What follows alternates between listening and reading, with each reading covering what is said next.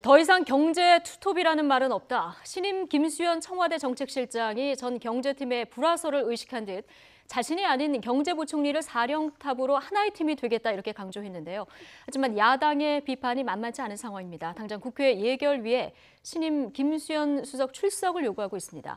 자세한 이야기 최진봉 성공회대 교수, 김병민 경희대 겸임교수와 나눠보겠습니다. 두 분 어서 오십시오. 안녕하세요. 예. 지난 금요일에 청와대가 경제라인 교체를 단행했는데요. 지금 예산안을 심사하는 이런 예산 정국 아니겠습니까? 이 예산 정국의 경제라인 교체는 좀 이례적인 일인 건 맞습니까? 네, 경제라인의 투톱을 교체했고요. 게다가 예산 심사를 실질적으로 정부 입장에서 총괄해 갖고선 답변해야 되는 김동연 경제부총리가 그대로 나오게 되는 상황이지만 사실상 경질이 된 상황이기 때문에 홍남기 후보자에 대해서 여러 가지 역할에 대한 궁금증을 낳고 있는 상황이 지금 현재 한국당의 주장이라고 볼 수가 있는 거고요. 국회에서는 예산 심의를 하게 됐을 경우에 정부가 제출한 470조의 예산안을 추가적으로 총심의하는 과정 속에서 감액할 부분은 감액하고 증액할 부분에 대해서는 정부와의 협의를 해야 되는 과정인데 그렇다면 김동연 현 경제부총리가 지금 경질이 된 상황에서 이와 같은 전권을 가지고 심사할 수 있는 권한을 갖고 있냐에 대한 의구심을 좀 낳을 수 있는 대목들이 있을 겁니다. 홍남기 후보자 같은 경우는 청문회를 거쳐서 경제부총리가 되는 상황이기 때문에 지금 현재는 역할을 할 수가 없는 점이고요. 김동연 부총리가 책임을 일부 끝까지 져야 되는 이런 상황인 거죠. 김동연 경제부총리가 예산안 심사가 끝나는 과정까지 모든 책임을 지고 가겠다고 하지만 지금 한국당이 주장하고 있는 여러 가지 예산에 대한 칼질, 손질의 과정 속에서 정부가 어떤 방식의 전권을 갖고 협의하는지에 대한 김동연 경제부총리의 역할에 이제 의구심이 생길 수 있다는 거죠. 그러다 보니까 더 나아가서 김수현 신임 실장이 이 부분을 총괄해야 된다라고 하는 굉장히 이례적인 발언까지 나오고 있는 터라 일단은 여기에 대해서 인사상의 시점에 대해서는 조금 부적절하다라는 의견들이 있는 것 같습니다. 그러니까 경질된 부총리 상대로 어떻게 내년 예산안 심사를 할 수 있는 거냐. 지금 야당에서는 이런 얘기를 하는 건데요. 한국당의 예결위 간사죠. 장제원 의원. 내년 예산 심사가 한창인데 경제부총리 경질하는 건 있을 수 없는 일이다. 강하게 비판했는데 이 목소리 좀 들어보시죠. 진정으로 문재인 정부가 내년 1월 1일부터 예산이 우리 서민들에게 국민들에게 돌아갈 수 있도록 하기 위해서는 개수정 소위나 최소한 소소위에는 지금 실질적으로 이 예산 정국을 주도하고 있는 신임 김수현 정책실장이 함께 나와서 야당과 머리를 맞대고 감액과 증액을 결정하는 것이 가장 효율적으로 우리 예산 심의를 할 수 있고 법정 기일 내에 예산을 통과시킬 수 있는 유일한 방법이라고 생각합니다. 국회를 무시해도 유분수지 경제부총리를 예산 심사를 하는 한 가운데 전격적으로 경질하는 게 이게 있을 수 있는 얘기입니까? 지금 비정상적인 비상식적인 상황을 만든 거는 정권입니다. 네, 지금 예산안 심사 한창인데 경제부총리를 교체하면 어떡하라는 거냐. 이게 좀 비정상적이다, 비상식적이다 이런 이제 비판을 하고 있는데 일단 어떻게 들으셨습니까? 저는 이제 장제원의 저 주장, 물론 야당으로서 저렇게 주장을 할 수는 있어요. 그러나 이제 타당하지 않다고 보고요. 무슨 말씀이냐면 사실은 그 김동연 부총리의 경질 문제는 계속 얘가 나왔던 부분이에요. 뭐 예를 들어서 예산 정국 끝나고 나서 경질될 거다 이런 얘기는 거의 뭐 기정사실화된 상황이었잖아요. 그렇죠. 근데 이제 야당에서는 시점을 왜 예산 정국에 그러니까 했느냐. 제 말은 지금 시점에서 명확하게 경질에 대한 발표를 하고 나서 그게 문제가 됐다고 주장을 하는데 실제로 이번 예산을 만든 사람이 누굽니까? 김동연 부총리예요. 그러니까 내년도 예산을 짜고 기획하고 계획했던 그 주무장관이 김동연 부총리입니다. 그분이 가장 잘 알 거 아니에요. 내년 예산이 어디에 들어가고 어떻게 문제가 되고 이런 부분들을. 김수현 실장은 임명되자마자 사실은 공부해서 나와야 되는 상황이에요. 지금 물론 일정 부분 영향을 미쳤을 수는 있지만 본인이 정책실장도 아니었잖아요. 그냥 시민사회 수석이었어요. 그분이 나와가지고 그럼 앞으로 이 지금 1년 예산 오랫동안 연구해서 짜놓은 예산들을 가지고 논의한다는 것 자체가 저는 한계가 있다고 보고 또 하나는 업무 차원에서도 맞지도 않아요. 정치실장이 나와가지고 기획부 기재부 장관 역할을 하라는 거잖아요. 그러면 그것도 논리적으로 맞지 않고 또 김동연 부총리가 지금 현재는 부총리예요. 그 경질만 발표됐지 이임한 게 아니라는 말씀이에요. 현재 부총리가 있는데 그분을 그러면 밀어내고 김수현 실장이 와서 저기서 보고하고 이렇게 되면 그것도 김동연 부총리는 어떻게 되겠습니까? 그러니까 논리적으로도 맞지 않고 상황적으로도 맞지 않아요. 또 김동연 부총리는 분명히 그렇게 얘기했어요. 본인이 예산까지는 끝내고 그만두겠다고 얘기했고 본인이 또 원래 성품을 보면 책임감 있게 일을 하시는 분이에요. 그런 차원에서 본다고 하면 김동연 부총리가 나와서 답변하고 또 예산에서 얘기하는 것 자체가 이미 내년도 예산에서 전체로 짜 있는 내용들을 가장 잘 알고 있는 사람이 답변하는 것이 저는 도리어 더 맞다고 생각해요. 그리고 김수현 실장이 나가면 또 뭔 얘기가 나오겠습니까? 왕수석, 왕실장 이런 얘기 또 나올 수밖에 없어요. 그러니까 도리어 투톱보다 원톱으로 가야 되는 지금의 상황에서 김수현 실장이 만약에 출석하게 되면 그 자체가 또 다른 힘을 실어주는 모양새로 비춰지기 때문에 실제로 김수현 실장은 모든 거 다 한다. 그럼 기재부 예. 장관 홍남기 지금 기재부 장관 후보자 같은 경우에는 또 다른 또 논란에 휩싸일 가능성이 있다. 이런 여러 가지를 고려했을 때는 김수현 실장이 출석해서 얘기하고 또 답변하고 이런 것은 현재 상황에서는 바람직하지 않다 이렇게 봅니다. 어차피 예산을 짠 분이 이제 김동연 경제부총리이기 때문에 네. 실질적으로 이제 예산안과 관련한 여러 가지 정부 답변은 이번 예산 심사까지는 김동연 부총리가 하는 게 맞다 맞다고 이런 보는 얘기를 해주셨고 김수현 정책실장이 소소위까지 직접 나와라. 자, 이런 주장에 대해서는 맞지 않다 이런 얘기를 해주셨는데 어쨌든 오늘 전체 회의에는 나왔습니다. 그런데 네. 이제 소소위까지 나와라. 이제 한국당은 이런 얘기 아니겠습니까? 여기서 이제 한국당의 주장에 맞물려 가게 됐을 경우 청와대에 있는 핵심 정책실장이 국회에 출석하게 돼서 모든 것들을 이야기하게 되는 상황이 발생할 수 있는 거고요.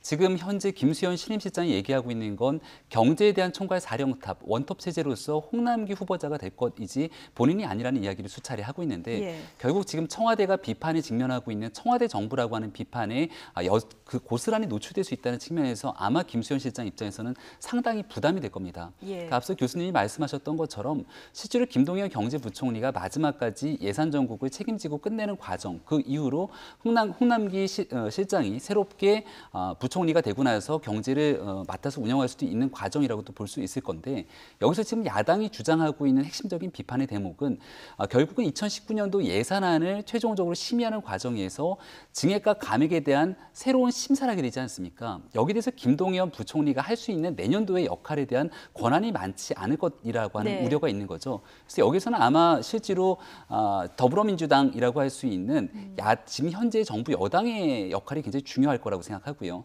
어차피 지금 김동연 부총리가 제대로 된 역할을 수행하지 못할 거라면 당정청 회의를 통해서 민주당이 주된 역할을 하고 여기에 충분한 심사의 과정들을 통해서 야당이 우려하고 있는 내용들을 좀 불식할 수 있는 노력들이 필요하지 않는가 생각이 됩니다. 네. 자, 어쨌든 이렇게 야당의 반발이 계속 나오고 있는 가운데 김수현 신임 청와대 정책실장 어제 첫 기자간담회를 열었습니다. 1기 경제팀의 불협화음을 의식한 듯 경제 투톱이란 말이 나오지 않도록 하겠다. 이걸 특별히 강조를 했는데요. 들어보시겠습니다.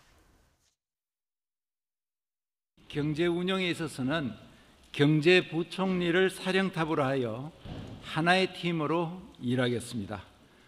정책실장은 대통령을 보좌하는 사람으로서 경제부총리의 활동을 지원하고 뒷받침하는 역할을 할 것입니다. 더 이상 투톱 같은 말이 나오지 않도록 하겠습니다.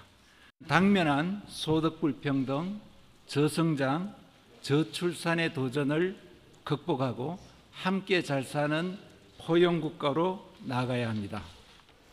네, 지금 들어보셨는데 어떻게 보면 투톱이라는 말이 나온다는 것 자체가 이제 뭐 두 사람의 불협화음 뭐 이런 얘기로도 해석될 수 있는 그런 부분인데 그러니까 앞으로 경제부총리 원톱으로 가겠다 이 부분을 그렇죠. 특별히 강조를 한 거잖아요. 예, 맞습니다. 그러니까 지금까지 계속 논란이 됐던 게 지난번 장하성 전 실장이나 아니면 부총리나 이 두 분들이 김동연 부총리나 이분들이 충돌하는 모습을 자꾸 보여주는 것들이 노출이 되는 게 있었잖아요. 예. 의견이 다른 부분이 있어서 물론 저는 의견이 다를 수 있다고 봐요. 그러나 네. 그게 이제 적극적으로 노출되고 또 인터뷰하는 과정에서 그런 부분들이 나오면서 결국 국민들이 불안해하는 거죠. 예. 경제 사령탑들이 저렇게 다른 의견을 갖고 있는데 경제가 제대로 돌아갈 수 있을까 하는 불안감이 있는 거니까 그런 부분들이 국민의 불안감을 올려놨으니 이제는 그 불안감을 불식시킬 필요가 있다. 그래서 대통령도 특별히 우리 김수현 실장에게 그렇게 당부한 것 같아요. 그러니까 원톱으로 가야 된다. 이거는 부총리에게 힘을 실어주고 본인은 포용 정책이라는 큰 틀에서 도와주는 역할을 해라. 이렇게 얘기하신 걸로 제가 알고 있거든요.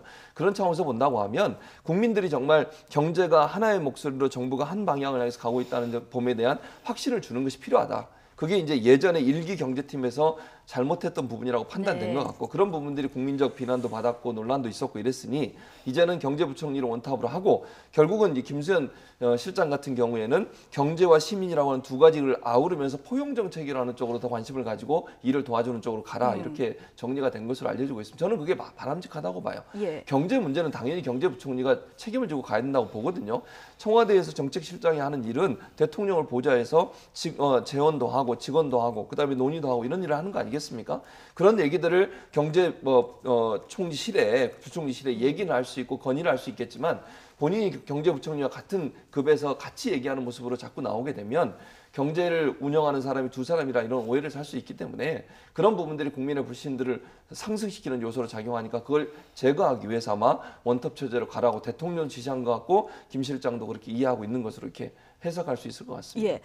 홍남기 김수현 이 조합이 예전처럼 뭐 갈등을 일으키진 않는다 하더라도 지금 무게 중심이 누구한테 쏠릴 것인가 이 부분에 대해서 여야 시각이 좀 다른 것 같은데 김수현 신임 정책실장 같은 경우는 뭐 부동산 정책이나 여러 가지 경제 정책에서 전반을 조율을 했기 때문에 오히려 무게 중심이 이 김수현 신임 정책실장에게 쏠리는 거 아니냐 야당에서도 이런 얘기를 하고 있거든요. 소득주도 성장에 대한 정책 기조를 전혀 포기하지 않는 상황이기 때문에 홍남기 신임 후보자가 경제부총리에 임명되고 나더라도 본인이 갖고 있는 의지를 가지고 경제를 주도적으로 끌고 가기는 무리가 있을 겁니다.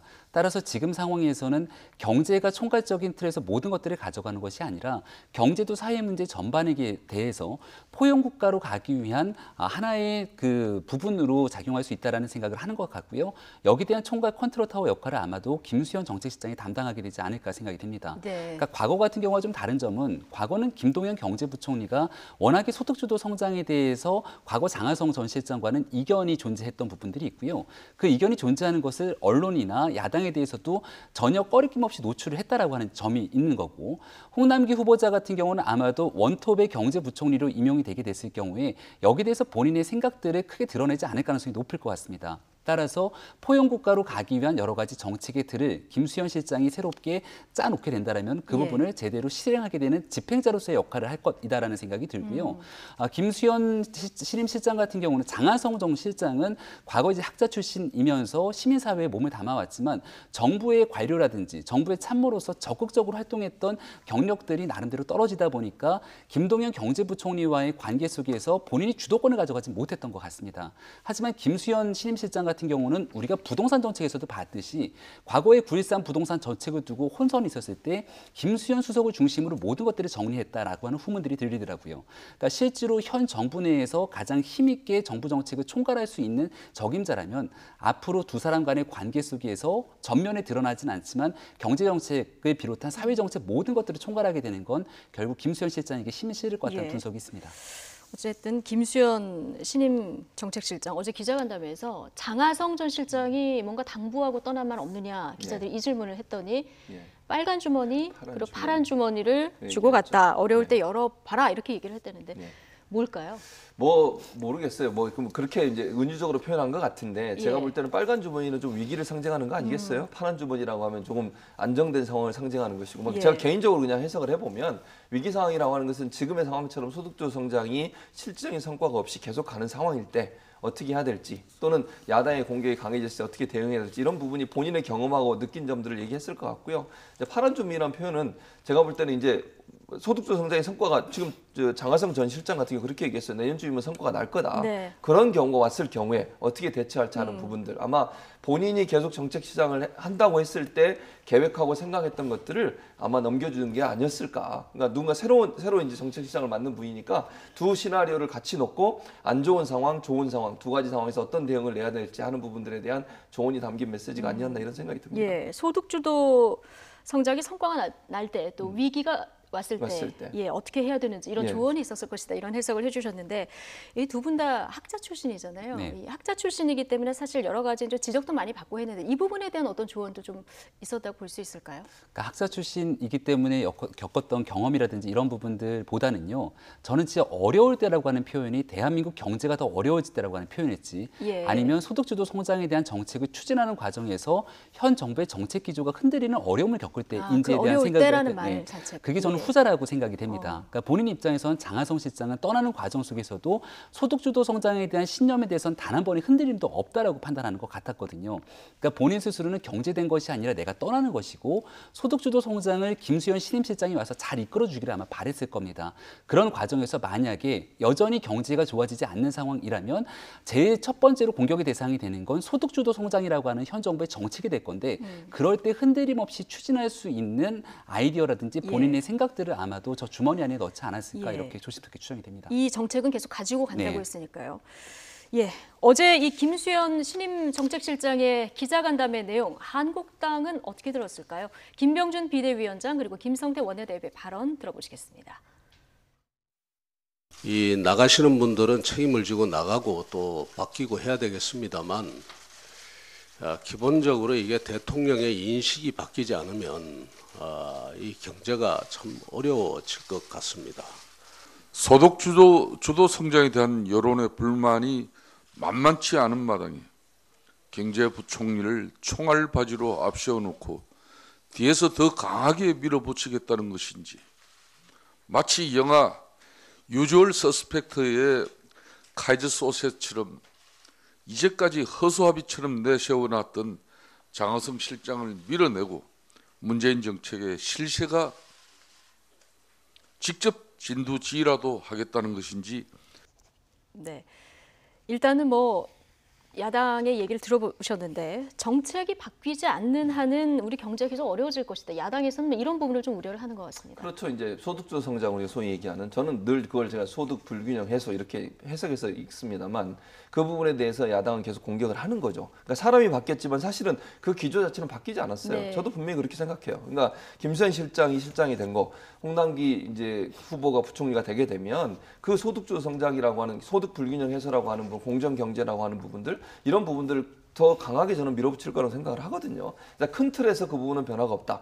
그러나 다만 저는 수정되는 부분이 있을 수도 있다고 보는 게, 이번에 그 근로시간 단축 문제 있었지 않습니까? 그 부분도 유연성 있게 3개월에서 6개월 1년으로 늘리는 방안에서 여야가 거의 합의를 했어요. 정부도 일정 부분 거기에 대해서 동의를 했고, 그래서 이거는 조정이 될 가능성이 있다고 봐요. 법이 개정이 되면. 물론 6개월로 할 거냐 1년으로 할 거냐, 근로시간 단축, 그러니까 탄력 근로자 제도라고 하는 부분들을 일정 부분 수정을 했잖아요. 원래는 이것도 안 된다고, 이거 노동계는 지금도 반대하고 있어요. 이 부분에 대해서. 근데 정부가 전향적으로 이 부분에 대해서 일정 부분 좀 변화를 추구하고 있다고 보면, 이게 실행하는 과정에서 나올 수 있는 여러 가지 문제점이 발생할 수도 있잖아요. 예컨대 이론적으로 보고 또 계획했던 부분들이 실행하는 과정에서 잘못된 예상치 부분이, 못한 여러 가지 그렇죠. 그런 게 나오게 되면 수정이 저는 가능할 거라고 봐요. 그러니까 그게 크지 않은 범위 내, 즉 소득 불균형 해소라고 하는 소득주도 성장의 큰 틀에 벗어나지 않는 범위라고 하면 정부도 유연하게 대처할 거로 저는 보고, 그런 차원에서 본다면 김수현 실장이나 홍 부총리 내정자도 이런 부분들에서 충분히 인식하고 있을 것이다. 그래서 앞으로 어떤 방향으로 갈지는, 물론 큰 틀의 소득주도 성장은 그대로 가지만 세부적으로 적용하는 과정에서 약간의 변화는 있을 가능성이 있다고 저는 봅니다. 그러니까 정부 정책에 문제점이 있을 때 이 유연성을 어느 정도 발휘하느냐, 사실 이 문제도 남아 있는 상황인데요. 우리 경제가 일단 어느 정도 위기 상황이냐, 이 부분에 대한 진단이 각기 다른 것 같습니다. 지금 김수현 신임 정책실장 같은 경우는 위기라고 볼 상황 정도는 아니다, 이렇게 얘기를 하고 있습니다만은 문재인 대통령의 경제 멘토 김광두 지금 국민경제자문회의 부의장, 경제의 뿌리가 흔들리고 있다. 지금 위기 논쟁은 한간 말장난이다. 이렇게까지 지금 얘기를 한 상황이거든요. 김동연 경제부총리는 이 내용을 가지고 정치적 의사결정이 위기다라는 표현을 해서 굉장히 여권과의 불협화음이 있는 것 아니냐라는 얘기가 나왔고요. 장하성 실장 같은 경우는 경제 위기에 대해서 이렇게 설명을 하더라고요. 경제학적으로 바라봤을 때 경제 위기는 1997년 IMF라든지 2008년도에 글로벌 금융위기 정도가 돼야 경제적 위기라고 볼 수 있는 거지, 지금은 그 정도의 심각한 경제적 위기라고 볼 수는 없는 상황이다라고 얘기를 하게 됩니다. 그러다 보니까 거기에서 파생된 말이 바로 김광두 국민경제자문회의의 이 부의장의 말이라고 저는 생각을 하는데요. 지금 상황에서는 경제의 뿌리가 흔들린다는 겁니다. 그러니까 뿌리라는 건 기본적으로 산업을 떠받치고 있는 실물 경제의 위기를 얘기하고 있는 상황인데요. 과거의 IMF 같은 경우는 외환위기였고 2008년 금융위기 같은 경우는 외부로부터의 위기여서 실물 경제에 대한 우리 경제가 그렇게까지 위축될 수 있는 상황이 아니라 그 상황을 극복하면 되는 건데, 지금은 소득주도 성장을 통해서 굉장히 급격하게 우리 경제의 체질 개선을 추구하다 보니까 자칫 잘못 이게 실패로 돌아갔을 때는 산업계 전체가 무너질 수 있는 실물 경제 위기다라는 표현을 하고 있는 거거든요. 그러니까 여기에 대한 인식이 지금 서로 저마다가 다르고 있는 상황인데, 적어도 김수현 신임 정책실장은 우리가 추구하고 있는 방향이 맞다라는 전제하에 움직이고 있는 거라, 여기에 대해서는 여야가 앞으로 치열한 논쟁들이 벌어질 수 있는 가능성이 존재합니다. 앞으로도 논쟁은 계속될 이런 상황인데요. 홍남기 경제부총리 겸 기획재정부 장관 후보자, 역시 발걸음이 분주한 이런 상황이죠. 오늘 오전 경제부총리 지명 이후에 첫 월요일을 맞았는데요. 인사청문회 준비를 위해서 사무실에 출근하면서 기자들과 만났습니다. 어떤 얘기를 했는지 들어보시죠. 고용 상황이 좀 그런 거에 대해서는 정부도 굉장히 엄중하게 생각을 합니다. 우리 경제가 잠재 성장 경로를 안정적으로 가게끔 하는 것, 그것이 굉장히 큰 과제가 아닌가 싶고요. 그렇게 하면서 여력을 좀 동원을 해서 그 잠재 성장 자체를 좀 끌어올리는 기본 토대를 좀 만들어야 되지 않는가 그렇게 생각을 합니다. 자영업자라든가 중소기업, 중견기업, 대기업까지 포함해서 좀 두루두루 만나려고 합니다. 제 1번은 그분들에 대한 의견을 경청하는 겁니다.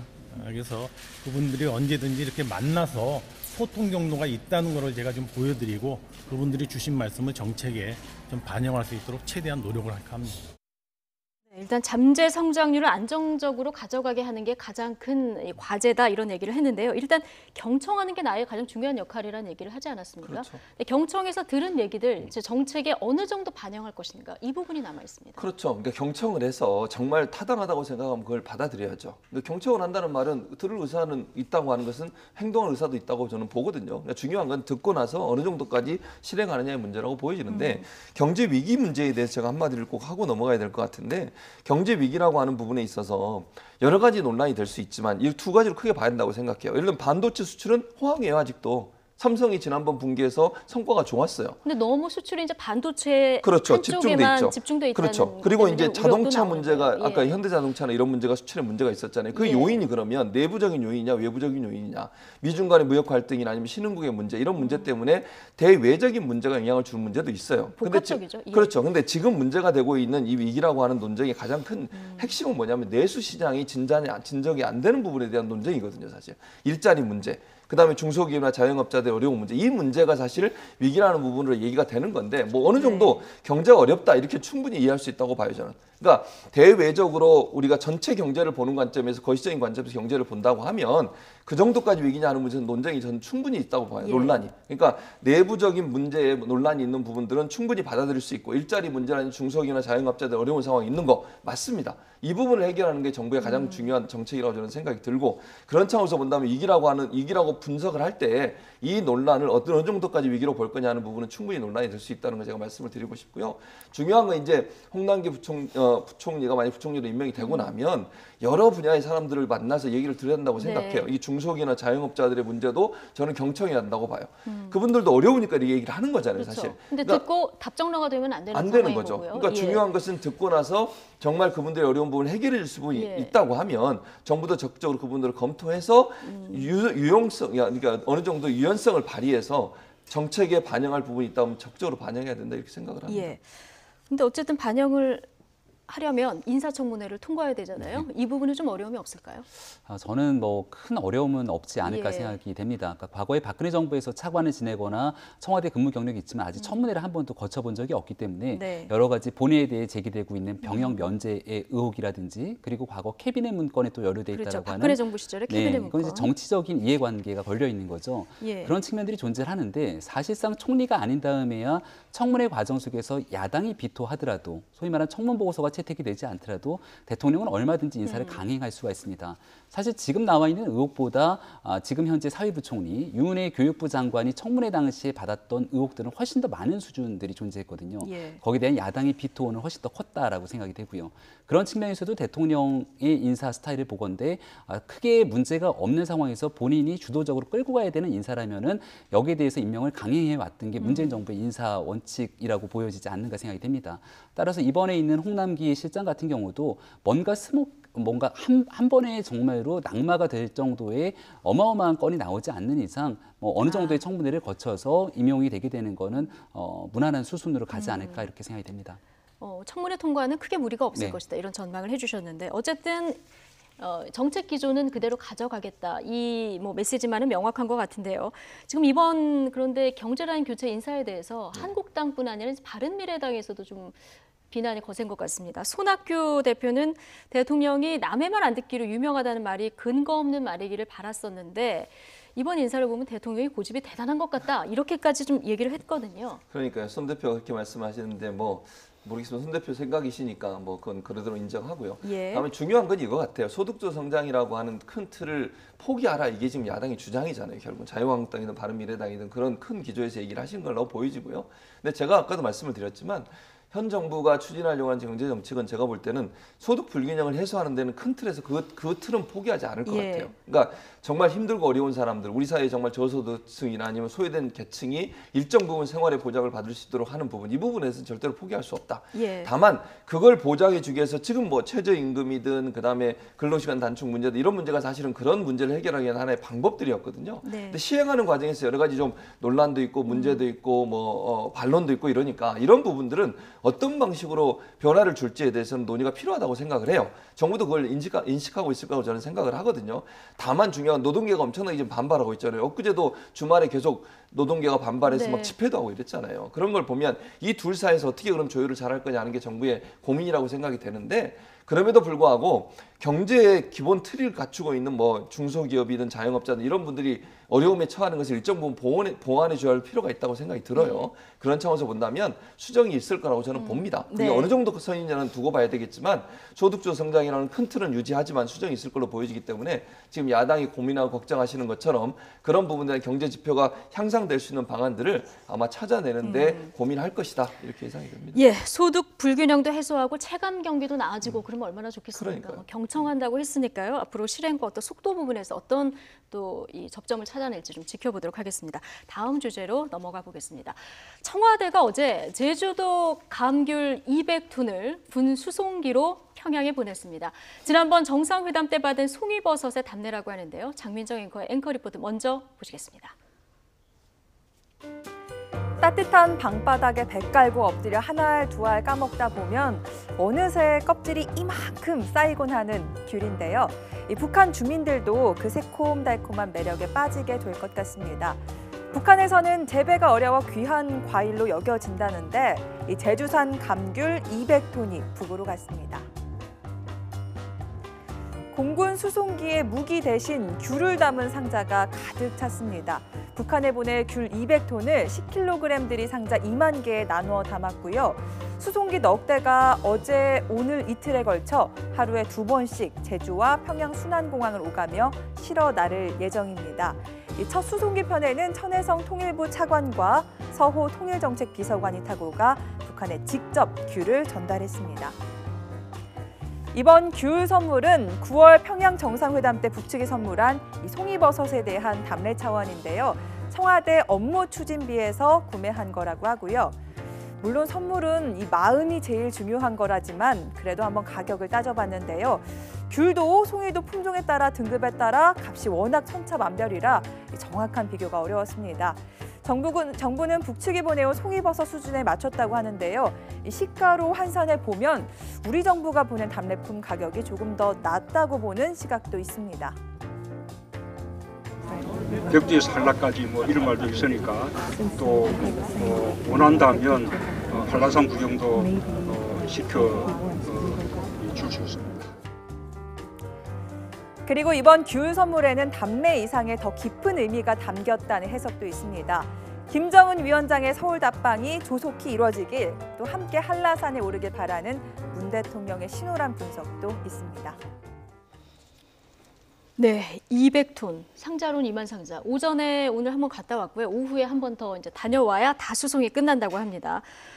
어제 통일부 차관도 같이 가서요. 그렇습니다. 이게 지금 또 제주산 귤을 보내지 않았습니까? 그러다 보니까 지금 김정은 위원장 답방을 위한 초대장이 아니냐 이런 해석도 좀 나오고 있습니다. 그런 의미도 있다고 봐요. 그러니까 예를 들면 지금 그 북미 관계가 교착선에 빠져 있다 보니까 김정은 위원장의 답방이 여러 가지로 지금 어려움에 처해 있는 게 맞는 것 같습니다. 불씨를 살려내기 위한 하나의 어떤 사인이다 이렇게 볼 수도 있죠. 정부 입장에서는 가능하다면 김정은 위원장이 가능한 11월 안에 또 12월 안에 답방을 해주길 바라는 것이고 그런 차원에서 본다면 귤을 보내는 것도 하나의 뭐 호의라고 볼 수 있죠. 근데 이것도 우리가 먼저 보는 게 아니라 송이버섯이 오고 나서 지금 답례 형태로 간 거니까 그런 차원에서 정부 입장에서도 뭐 충분히 이걸 설명하기도 가능하다 이런 얘기가 되어진 것 같고요.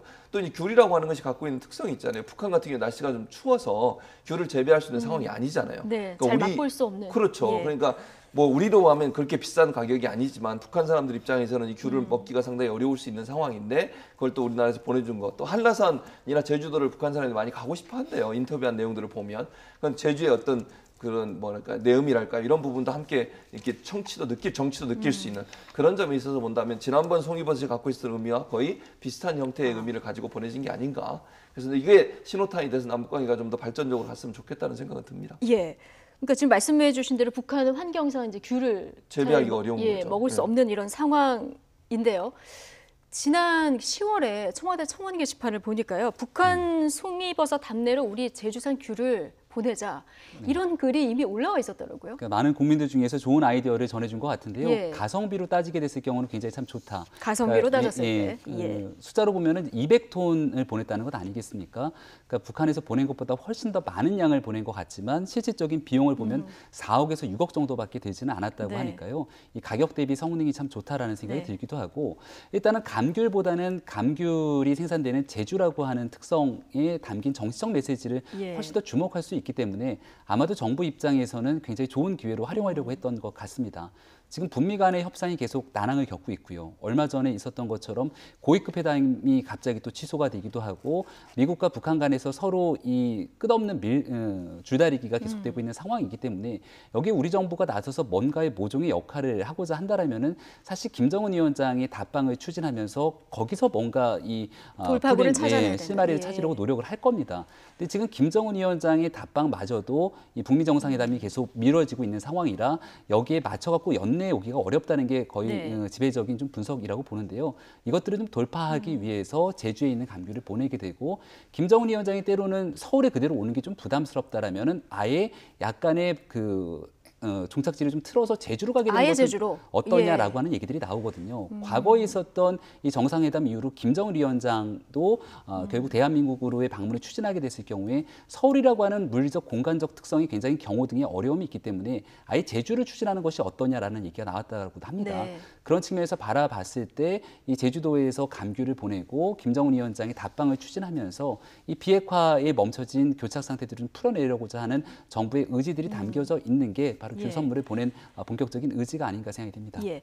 근데 제주도에 귤이 북한에 들어간 게 처음은 아니에요. 그렇죠. 맞습니다. 뭐 북한 감귤 보내기 운동이 1999년부터 쭉 되다가 이 예. 5.24 조치 이후에 이제 안 맞습니다. 가고 8년 만에 그렇죠. 재개가 된 이런 상황인데. 그러니까요.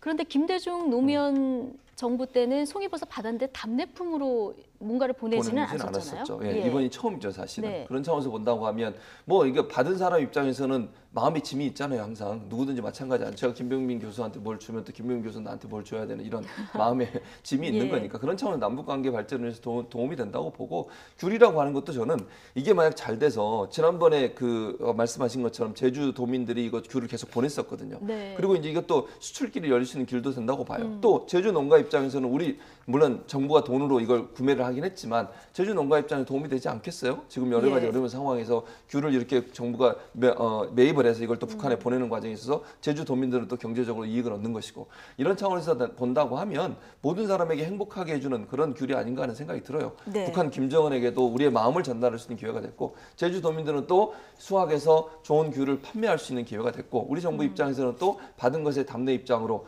우리가 조금 아까 장민정 앵커도 비교해서 얘기했습니다만 금액도 적은 금액으로 우리가 보답할 수 있는 기회를 가졌다고 하는 점 이런 점으로 본다면 한라산 귤이 제주도의 귤이 결국 여러 가지 면에서 긍정적인 역할을 하지 않았나 이런 생각이 듭니다. 예, 제주산 귤이 남북 관계뿐만 아니라 북미 관계를 어떻게 좀 발전시킬 수 있는 특사 역할을 톡톡히 할지 좀 지켜보도록 하고요.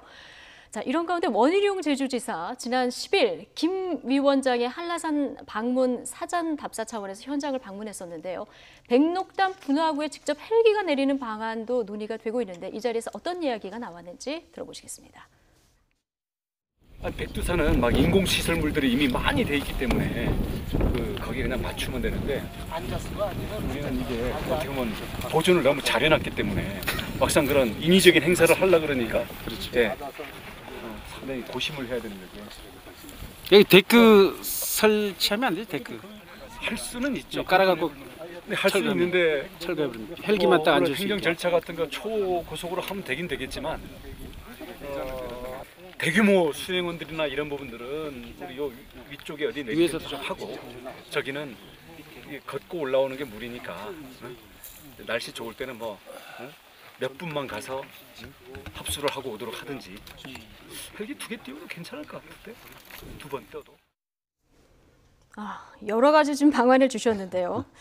자, 우리 그 제주도 같은 경우는 그 보존이 워낙 잘 되어 있기 때문에 뭐 인위적인 어떤 시설물이 좀 백두산에 비해서는 적은 이런 상황이라서요. 일단 백록담 분화구의 헬기 착륙 이거 실제로 네. 가능할까요? 가능할 수 있다라고 원희룡 지사는 방법을 지금 얘기를 찾고자 하고 지금 있죠. 올라간 예. 거죠. 본인 스스로는 걸어서 올라갔지만 이 한라산이 워낙이나 높고 험하기 때문에 김정은 위원장이 최고로는 사실 걸어서 올라오는 건 거의 무리다. 불가능일 겁니다. 예. 문재인 대통령이 워낙에 등산을 좋아하니까 걷고 싶은 마음이 있겠습니다만요. 그래서 아마도 백두산 천지에서 물에 그 당시 김정중 여사가 제주도에 물을 갖고 가서 백두산 천지의 물에다가 합수했던 그런 경험이 있기 때문에 예. 이번에는 백두산 천지의 물을 가지고 한라산 백록당에다가 합수하게 되는 과정들을 거치게 되면 우리가 백두에서 한라까지라고 얘기하게 되는 한반도 우리 민족의 평화를 상징하게 되는 데 있어서는 아주 전향적으로 전격적인 모습이 될 거라고 생각합니다. 특히나 지금 원희룡 지사 같은 경우는 6월 10일에 있는 북미 정상회담 장소가 정해지기 전에도 네. 제주도를 북미 정상회담의 장소로 했으면 좋겠다라고 전격적으로 얘기를 예. 하기도 하거든요. 그러니까 당시에 싱가포르 센토사 섬이 실제로 북미 정상회담 때문에 얻었던 경제적 그 이익이 굉장히 막대한 상황이기 예. 때문에 이 제주라고 하는 섬, 우리 대한민국의 자랑인 도시를 원희룡 지사는 어떻게든 홍보를 좀 하고 싶은 그런 역사적인 상징의 자리로 만들고 예. 싶은 것 같고요. 다만 저게 이제 헬기를 김정은 위원장 단 한 사람만을 위해서 세계 자연 유산으로 돼 있는 이 한라산에 이렇게 헬기를 착륙하도록 만드는 부분에 대해서는 예. 국민적 이견이 지금 좀 있기 저 때문에 화면에 있는 저 어디인가에다 만들 수도 있다 이런 얘기를 하는 거잖아요. 패드를 만들고 거기다가 헬기를 착륙할 수 있도록 예. 검토가 가능하다는 얘기인 거죠. 하지만 한 번도 시도되지 않았던 거고 이것을 오로지 북한에 있는 김정은 위원장 단 한 사람을 위해서 이와 같은 이벤트를 추진하는 게 과연 얼마만큼 우리 국익에 도움이 되는지에 대해서는 한 번쯤 국민 여러분들을 좀 수렴해 봤으면 좋겠다는 생각이 듭니다. 예. 이 부분은 어떻게 보십니까? 추진문 교수님은. 예. 저는 그래서 저기다 따로 뭘 만드는 건 바람직하지 않다고 봐요, 저도. 왜냐면 한 차례 방문을 위해서는 그렇죠. 부적절하다. 왜냐하면 우리가 이미 저걸 자연유산으로 보존하고 있고 또 우리 그 원형 형태로 보존이 가장 중요하잖아요. 예. 그래서 방법을 찾을 수 있는 방법은 지금 현재도 사실은 한라산 정상에 헬기가 앉을 수 있는 게 있어요. 근데 그걸 좀 보완해서 만들 필요는 있죠. 그러니까 여기 말고 백록담 말고 다른 지점에 헬기가 앉을 수 있도록 하는 장치가 돼 있는 건 맞아요. 그러니까 시멘트로 만들어지는 게 예. 있잖아요. 그게 있는데 그게 얼마나 큰 헬기가 앉을 수 있느냐의 문제라고 봐요. 얼마나 많은 사람이 탈 수 있느냐의 문제인 것이고. 그러니까 수행원들을 단순히 그냥 우리 대통령 부부 내외하고 김정은 위원장 내외만 네 분만 타시면 문제가 없다고 봐요. 수행원 규모를 줄이면 그렇죠. 그렇게 되거나 예. 아니면 지금 원희룡 지사 말처럼 여기에 다른 걸 설치하지 않고 지금 백록담에 물이 없는 상태에 좀 평평한 평지가 있잖아요. 네네. 저기에 헬기를 안 치는 방법, 다른 걸 설치하지 않는 상황에서. 설치하지 않고. 그렇죠. 예. 그것도 충분히 검토가 가능하다고 봐요. 물만 없다고 하면 어느 정도 평지면 우리 군 헬기 같은 경우에는 충분히 어느 정도 앉을 수 있거든요. 평지만 돼 있으면 그게 따로 설치가 안 돼 있더라도 그런 차원에서 본다고 하면 그런 방안들을 논의하는 게 맞지. 저기 백록담에다가 또 뭔가를 설치한다? 이거는 좀 상당히 국민적 반발이 있을 가능성이 있다고 보여집니다. 또 바른미래당 이상돈 의원 이미 유네스코가 세계유산으로 지정이 돼 있기 때문에 지금 한 차례 방문을 위해서 그렇게까지 하는 것은 납득할 수 없다. 뭐 이런 반응들이 지금 뭐 나오고 있는 이런 상황인데요. 뭐 만약에 답방을 하게 된다면 어떻게 저 정상까지 갈 수 있는지 이 부분은 좀 세부적으로 논의를 해봐야 될 이런 상황인 것 같고요. 귤 얘기로 다시 돌아가서 이 귤 평양으로 간 귤을 바라보는 정치권 시각은 확연히 다른 것 같습니다. 지금 뭐 야당에서는 감성팔의 행보다 이런 비난까지 좀 나오고 있거든요. 네, 자유한국당 입장에서는 굉장히 좀 비판적인 시각을 갖고 있는 것 같고요. 예. 지금 상황에서 만약에 귤을 보내게 되는 게 송이버섯에 대한 답례품이라면 받고 나서 바로 보내면 되는 건데 지금 꽤 오랜 시간이 지나고 나서 답례품의 성격으로 보냈다고는 하지만 아마 결과적으로 봤을 때는 김정은 위원장의 답방을 추진하기 위한 모종의 역할들을 하기 위해서 특사 성격으로 귤을 보냈다라고 하는 분석들이 조금 더 힘이 실리는 것 같아요. 그런 측면에서 일부는 또 한국당 내에서 감성팔이다 얘기를 하게 되는데 예.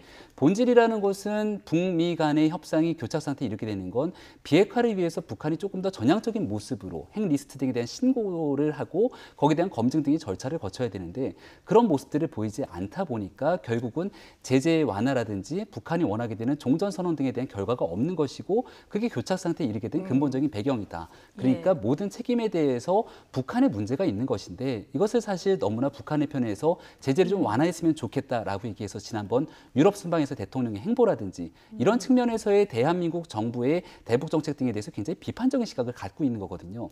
귤을 보내는 이면에 대해서 결국은 북한에게 모종에 좀 끌려다니는 듯한 모습들을 계속 연출하는 것이 아니냐 이런 네. 불안한 불편한 시각을 자유한국당 등의 보수 야당들은 갖고 있는 게 아닌가 싶습니다. 예. 어쨌든 좀 국제적으로 제재가 강화되는 상황에서는 조금 부적절하다. 야당의 비판은 뭐 이런 취지인 것 같은데요. 그런데 홍준표 전 대표, 이 귤 상자 안에 귤만 들어있다고 믿는 국민들이 있겠느냐 이런 얘기를 했거든요. 글쎄 뭐가 들어있을까요? 저는 그래서 이 부분이 참 답답하다는 생각이 들어요. 제가 볼 때 이건 자유한국당도 이 부분에서는 동의를 안 하더라고요. 보니까 전체적으로 야당들도 별로 홍준표 지금 전 대표의 귤 상자 안에 돈이 들어있을 거다 이렇게 얘기해요. 지금 뭐 그들의 남북 정상회담의 대가로 수억 달러를 북에 송금한 전력도 있다는 말이 그걸 유추해서 얘기해 보면 결국은 저 귤 상자 안에 돈을 집어넣어 가지고 보냈다 이렇게 이해할 수 있는 부분이잖아요. 송금을 했을 것이다. 그렇죠. 그렇게 지금 주장을 하는 걸로 보입니다. 물론 직접적으로 그렇게 얘기는 안 했지만 이 내용만 보면 그렇게 충분히 이해할 수 있는 부분이에요. 근데 아무리 반대를 해도 뭐 반대를 할 수는 있다고 봐요. 그렇다 하더라도 이런 식으로 말도 안 되는 가짜 뉴스를 만들어내거나 아니면 말도 안 되는 얘기를 하는 것은 도리어 역풍을 맞을 수 있다고 저는 생각을 해요. 아니 무슨 말도 안 지금 누가 정부가 그러면 거기다 돈을 정말 집어넣겠습니까? 그렇게 됐을 때 어떤 흑폭풍이 올지를 뭐 다 누구나 알고 있는 상황인데 이런 너무 과장되고 너무 그냥 자기 생각을 이렇게 아무 그 생각 없이 일방적으로 이렇게 전파하고 이런 부분들이 결국은 홍준표 전 대표에 대한 지지보다는 저는 불만이 더 높아질 거라고 보여지고요. 야당도 이 부분에 대해서는 지금 선을 긋고 일정 부분 거리를 두고 있는 상황이에요. 이렇게 됐을 때 국민들이 얼마나 또 비난을 받겠습니까? 북한에게 좋은 사인으로 귤을 보내고 있는데 거기에 대해서 또 딴지를 걸기 위해서 했다는 말이 결국은 그 안에 돈 집어넣어서 보냈을 거다. 이런 주장을 하는 것은 정말 황당하고 타당하지도 않을 뿐만 아니라 국민적 반감을 불러올 수 있는 그런 발언이라는 생각이 듭니다. 예, 그러니까 바른미래당에서는 귤 상자에 그럼 사과라도 들어있단 말이냐 이런 얘기도 나왔고요. 지금 같은 한국당 내에서도 말씀하신 대로 지금 너무 나간 발언이다 이런 지적이 나오고 있거든요. 한국당의 김영우 의원 같은 경우도 이 부분에 대해서 좀 비판적인 어조로 얘기하고 있고요. 거듭 얘기하지만 이런 방식의 발언들이 본질을 흐리게 만들 수 있는 거거든요. 그러니까 일부 특정 지지층을 속 시원하게 만들 수 있게는 할 수 있을 것 같습니다. 홍 전 대표가 홍카콜라 TV 등을 만들어서 유튜브에서 뭐 강경하게 본인이 하고 싶은 얘기들을 한다라고 하고 있고요. 여러 가지 발언에서 과거의 전통적인 우파 지지층들 일부를 결집시키기 위한 행보로는 정치적인 목적이 깔려 있을지는 잘 모르겠습니다. 근데 지금 앞서 보수 야당이 주장하고 있는 것처럼 제일 우려되는 지점은 한미 간의 비핵화의 속도가 달라지게 되는 측면에서 결국은 한미 간의 전통적인 우방 관계가 균열이 생기는 것이 아니냐. 이렇게 균열이 생기는 모습들이 자칫 북한의 완전한 비핵화를 끌어내는데 동력들이 떨어질 수 있다라고 하는 우려, 아쉬움들을 갖고 있는 거거든요.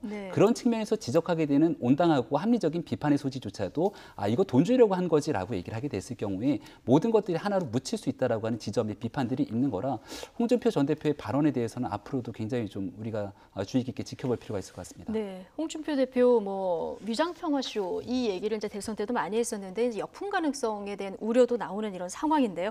어쨌든 좀 귤 보낸 거 하나 가지고도 공방이 굉장히 지금 치열한 이런 상황인데 남북 경협 관련해서 예산을 심사를 해야 되지 않겠습니까? 그렇습니다. 쉽지는 않아 보입니다. 지금 현재는 어려운 상황이죠. 근데 사실 이제 남북 경협 예산 같은 경우에는 평균적으로 따지면 거의 1년에 1조 이상이었어요. 대부분이. 그러니까 이번에 물론 뭐 1,500억 정도가 증액이 되긴 했지만 전체적으로 예전이나 지금이나 1조 정도가 남북 경협 예산으로 책정돼 있었던 거예요. 왜냐하면 남북 경협 예산이라는 것이 언제 무슨 일이 일어날지 모르는 거잖아요. 그게 예산을 명확하게 지금 우리나라 국내에서 예산을 만약에 세운다고 하면 예측이 가능하잖아요. 무슨 일이 일어날지 어떻게 될지. 그 상황에 맞게 예산을 책정해야 되지만 남북 경협 예산 같은 경우에는 남북 관계가 지금 이렇게 꽉 막혀 있는 상태는 어떤 방식으로 또 풀릴지도 모르는 상황에서는 명확하게 어느 정도의 돈이 필요하다고 예산을 찾기가 어려워요. 그래서 보통 1조 정도로 예산을 잡아놓고 계속 운영해 왔거든요. 그러니까 올해도 사실은 그 범위를 크게 벗어나지 않거든요. 그러니까 내년 예산이 1조 977억 원인데 이게 1,580억 원 정도가 더 늘어난 거래요.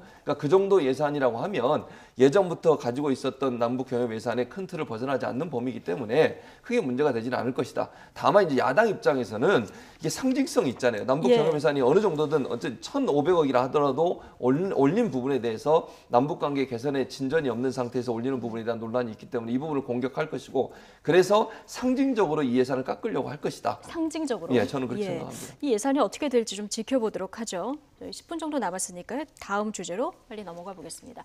사립 유치원들의 비리를 막기 위한 유치원 3법에 대해서 오늘부터 본격적인 심사가 시작됩니다. 하지만 일부 사립 유치원들 학부모에게 무리한 조건을 내세워서 지금 일부러 정원을 채우지 않으려는 꼼수까지 쓰고 있다고 하는데요. 이에 대해 학부모들의 원성도 자자한 이런 상황입니다. 관련 영상 먼저 보고 자세한 이야기 나눠보겠습니다. 신문 보고 아시겠습니다만 사립유치원 관계자가 이런 식으로 우리 유치원 한유총 소속 원장 3,000명이 있는 단톡방에 이런 허위사실을 유포하고 있습니다. 알고 계십니까? 사립유치원들이 우리 학부모들한테요 유치원을 폐원하겠다고 하는 사실상의 협박을 하고 있어요. 이거 학부모들의 이 상태를 멘붕이라고 표현을 해야 됩니다. 울산에서도 뭐 차량 운행 안 한다, 도시락 점심 도시락 다들 싸서 보내라. 그리고 방학도 10주 연간에 10주 하겠다. 누리과정비 보호자가 직접 정부로부터 수령 받아서 유치원에 납부해라. 이런 식으로 지금 갑질하는 유치원이 울산에서 확인이 됐죠. 일단은 유치원에 대한 믿음이 너무 컸어요. 그래서 배신감이 먼저 들었고요. 예. 이제 사과 한 줄 없이 본인의 처지만 그리고 또 학부모를 조롱하는 듯한 내용의 글들에 이제 괘씸함을 그렇죠. 느꼈죠. 예. 한유총의 이덕선 비대위원장이 국회에 로비를 시작한 걸로 알고 있고요. 그래서 국회의원들 중에 자유한국당 소속 법안심사 소위 위원님들을 개별적으로 찾아다니면서 만났던 걸로 압니다. 사립유치원에 맞는 재벌기 규칙을 만들어 달라고 10여 년 전부터 이제 이야기를 했고 구조적인 문제는 좀 풀어줘야 되는데 안 풀어져서 이런 문제가 자꾸 생기니까 이런 부분에 대해서는 좀 교육부한테 좀 섭섭한 부분이 있습니다. 혹여나 우리 자유한국당이 침대 축구식 시간 끌기를 통해서 유치원의 잘못된 부분을 바로잡고자 하는 국민적 여망에 역행하는 일은 없기를 기대하겠습니다. 공과 사회 영역이 혼합이 되면서 철저하게 제도를 만들어놔야 되는 겁니다. 비리 유치원이 몇 개 발견되니까 그걸 모두 그냥 뒤집어 씌우기 마녀사냥식으로 해서 전국에 있는 4,220개의 사립유치원 소유자와 50만 3,628명의 사립유치원 원화 중 과연 누구를 대변하시겠습니까? 네, 박용진 3법 금방 통과가 될 것 같았는데 아직 국회에 이렇게 묶여있는 상황입니다.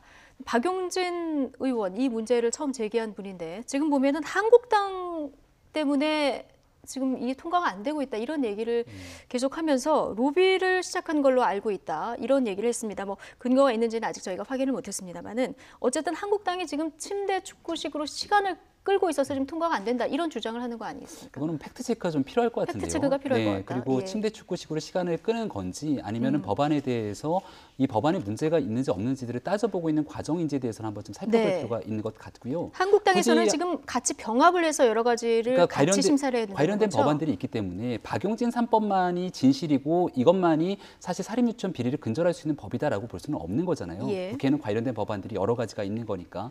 근데 그것을 뭔가 정치적인 요소로 한국당이 사립유치원 편에 서 갖고서는 이것들을 막기 위한 정쟁의 요소로 끌고 간다. 이런 식의 얘기를 하게 되면은 저는 박용진 의원에게도 별로 도움이 되지는 않는다고 생각합니다.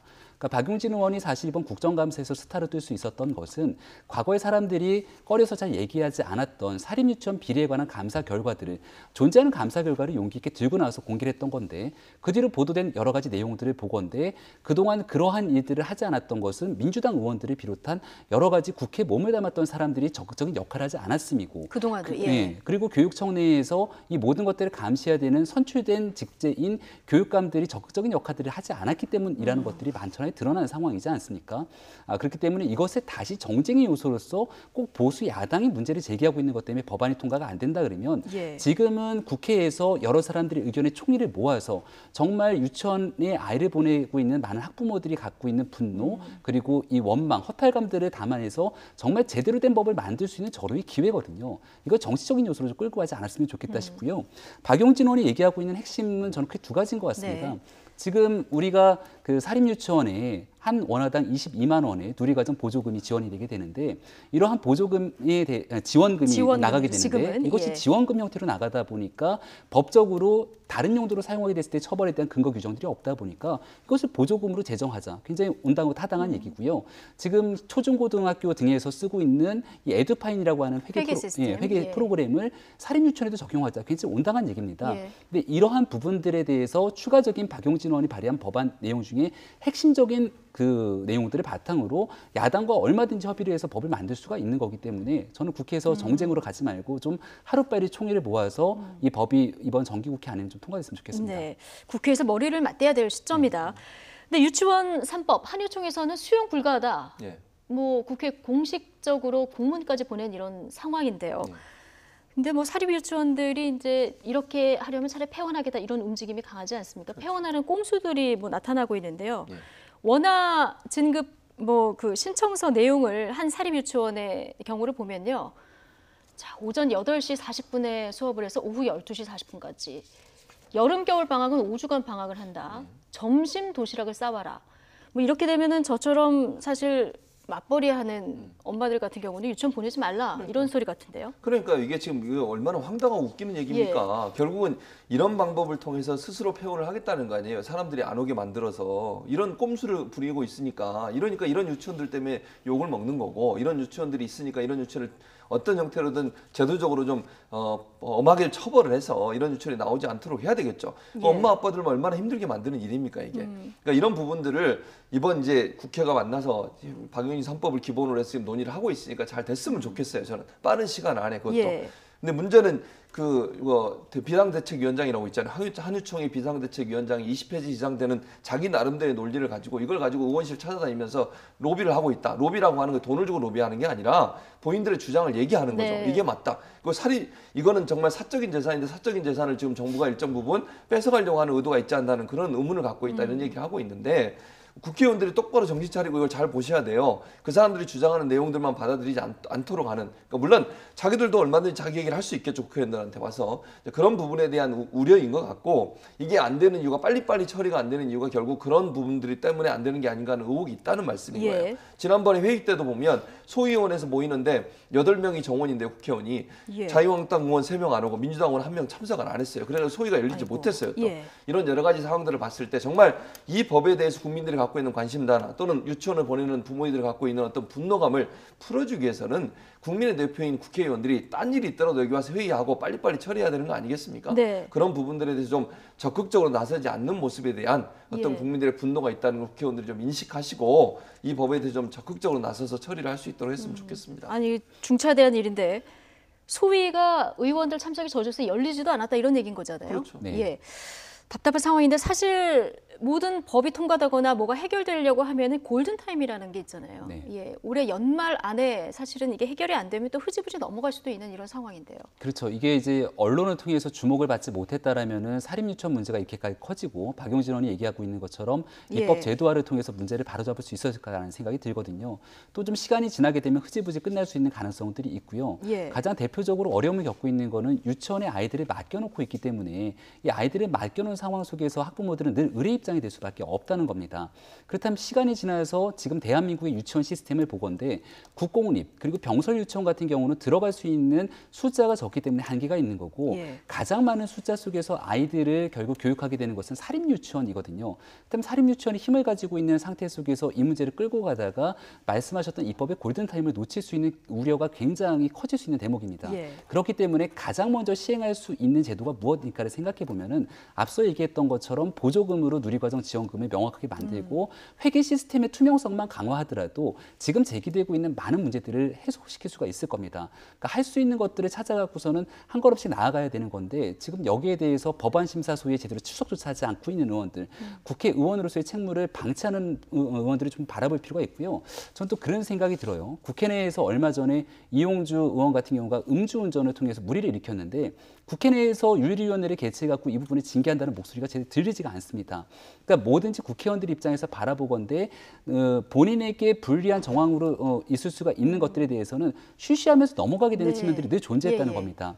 사립유치원 문제도 우리 모든 국회의원들 지역구에는 늘 유치원들이 존재하고 있고 이를 통해서 쉽게 목소리를 내기 어려운 구조가 지금의 현재 문제를 만들었다는 데 많은 국민들이 공분을 하지 않았습니까?